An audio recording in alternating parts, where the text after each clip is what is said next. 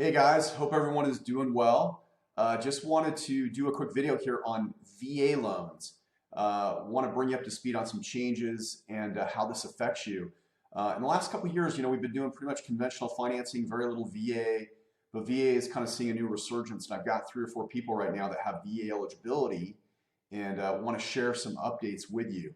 So I'm on the VA website here, and simple to find, right?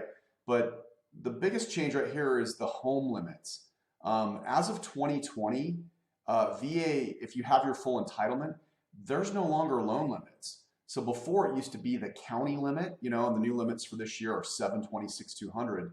Well, if you have your full VA entitlement, you don't have a loan limit. You can go over that. And we actually have investors that'll do VA loans up to $4 million, which is crazy, right? So if you have a veteran or someone that has VA eligibility and we're looking at a home that's 800, 900, $1 million, we could just do a normal VA loan without having to go jumbo, and it's actually pretty easy to do. So that's a big deal. And then the other thing too is if people have used their VA loans in the past, VA is only designed for owner occupied and you're only supposed to be able to use it once, but there's exceptions to that rule. You actually can use it again and again if you move to a different market or the old loan's paid off. So I want to show you one that's like that.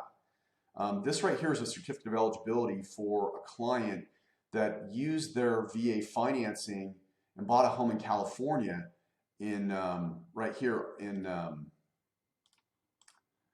March of 2020. They had since sold that home like a year and a half later in July of 2021. So it says over here on the right that this has been paid in full, but there's no restoration. They haven't restored their VA benefit.